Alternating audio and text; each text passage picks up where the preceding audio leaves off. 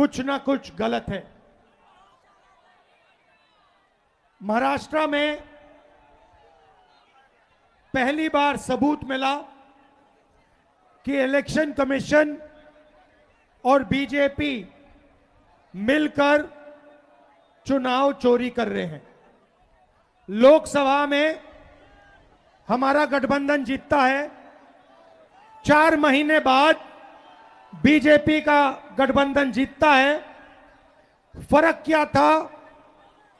फर्क था कि तकरीबन 1 करोड़ नए लोगों ने वोट किया।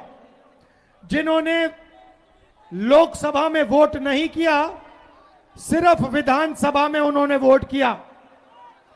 ये लोग और ये वोट सारे के सारे बीजेपी के गठबंधन में गए। हमारा वोट कम नहीं हुआ, बीजेपी का वोट बढ़ा। और जहां भी ये नए वोटर आए थे वहां पे बीजेपी की जीत हुई। उसके बाद हमने इंक्वायरी की और कर्नाटक में बेंगलोर सेंट्रल सीट में दूध का दूध पानी का पानी हो गया।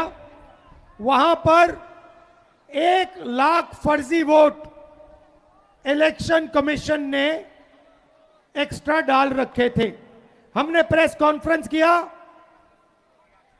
चीफ इलेक्शन कमिश्नर से पूछा, आप बताइए ये 1 लाख लोग कहां से आए?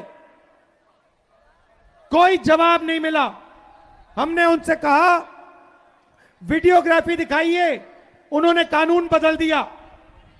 तेजस्वी जी, मैं आपको एक बात बताना चाहता हूं, और ये आने वाले समय में ये बिहार को दिखेगा, पता लगेगा। पिछला जो चुनाव था, जो हमारा गठबंधन हारा था, वो चुनाव भी इन लोगों ने चोरी किया होगा। ये हर प्रदेश में नरेंद्र मोदी, बीजेपी और इलेक्शन कमीशन मिलकर वोट चोरी कर रहे हैं। और इस बार हमें पता लग गया है, हमारे हाथ में सबूत है, हम बिहार में इनको 1 वोट चोरी नहीं करने देंगे। इसीलिए हमने ये यात्रा निकाली है। बिहार की शक्ति इस यात्रा में दिख रही है।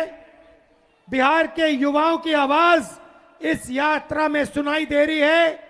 जरा मोदी जी को बताइए, वोट चोर, वोट चोर, वोट चोर। ये जो आवाज है सुनामी जैसे बिहार से निकल आएगी और हर प्रदेश में ये फैलेगी, और अंत में पूरे देश को पता लग जाएगा कि नरेंद्र मोदी, नरेंद्र मोदी, नरेंद्र मोदी क्या चोरी करता है, क्या चोरी करता है, क्या चोरी करता है? नरेंद्र मोदी वोट चोर। अब सवाल उठता है, ये वोट चोरी क्यों करते हैं? मैं आपको बताता हूं।